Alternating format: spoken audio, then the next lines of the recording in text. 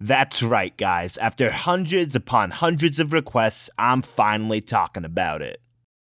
The allegation. The Sega Master System, everyone's favorite home console. It had nothing going for it. I mean, come on, the NES had Mario, Zelda, Metroid, Punch-Out, Mega Man, Castlevania, while poor Sega could only afford grid paper and muscles. I think I misspelled measles. It was clear Sega needed a mascot that could properly compete with Mario with the launch of their new console, the Sega Genesis. And I know what we're all thinking, what does this console do that my Nintendo doesn't already do? Genesis does 16-bit arcade graphics. You can't do this on Nintendo. Genesis Does. Genesis Does. Genesis Does. Genesis Does. Genesis does. What Nintendo? It can fold my laundry? A killer marketing campaign and this blue fucking rat found in the company toilets would be the perfect rival to Nintendo. Next generation visuals, blast processing, and roadkill. 3 things all children really want. Now, as much as I kid, I do love me some good Sonic the Hedgehog. Good Sonic the Hedgehog. Better. But I'm only really familiar with a handful of the classic 2D titles. I haven't tried the adventure games. I played Sonic Frontiers and Generations for a bit, but never finished them. They were fine from what I remember. Sonic 06, Sonic Forces, and Sonic Boom Rise of Lyric are my personal top 3 favorite games of all time in that order. While I do want to cover the entire Sonic franchise at some point, for now I'm gonna stick to what's familiar for me and try to get the classic Genesis titles out of the way. Starting with the original Sonic the Hedgehog, released in 1453. This makes the perfect first impression. The 16-bit graphics, the beautiful... Sonic's design is so distinct. His sharp spikes give him a literal edge that the soft, bulbous Mario isn't even close to having. His blue to rival Mario's red finally asks children across playgrounds the question we want to hear. Are you a Democrat or a Republican? I'll shut up now. I'm sure Sonic fans aren't even interested in discussing his design. Did you know that America made Sonic look even cooler than Japan? They made such a big difference. Look, they tilted his head and made his arm longer. That's it! That's the last straw! Whoa, whoa!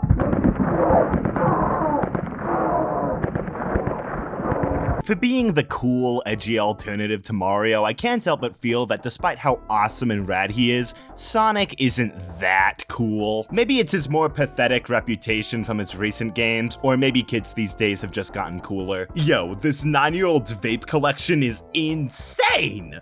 Come on, has anyone even heard of this level? It's the perfect set piece to get used to Sonic's controls, which I've always felt like were deceptively simple for a 2D platformer. Like, when you get down to it, it really is just using the D-pad and the jump button. There's no run button because Sonic gains speed naturally just walking for long enough. And the only move outside of that is pressing down to roll into a ball while going fast. Sonic's rings act as Sonic's health bar essentially. As long as you have at least one, you'll have another hitting you. But you're encouraged to collect more as they scatter once you're attacked, so being able to collect anything else for defense is advantageous. That's really it, since jumping is used as your primary attack, and the physics are pretty sound for the most part.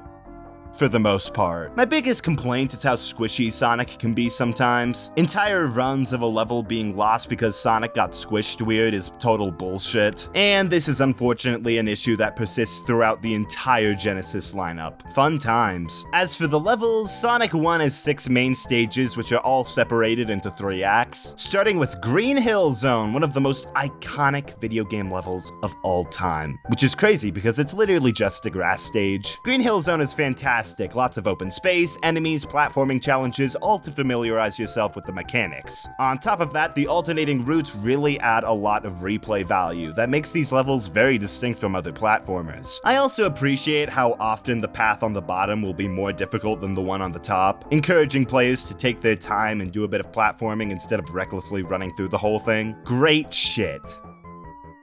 Man, fuck Marble Zone! Okay, Marble Zone isn't awful, but it's very indicative of the problems Sonic 1 is moving forward. It's a real pace breaker in comparison. I understand wanting to show that this game will have more patience-based challenges rather than just being all gas, but removing a lot of the alternative paths makes this level much less fun to play. You can breeze through or skip some sections if you know what you're doing, and there are a handful of secrets which are neat, but it's not enough to combat the level design, unfortunately. Enemies and spikes popping out of nowhere become a real pain in the ass to avoid, and really feels like pulling the rug out from under you sometimes. Spring Yard Zone is definitely an improvement with all the springs and the yard. It's a bit thematically weaker though, I'm not entirely sure what this is supposed to be. It's solid enough. I think that bouncing around in these little pinball machines offers its own kind of thrill separate from just going fast. This is a good one.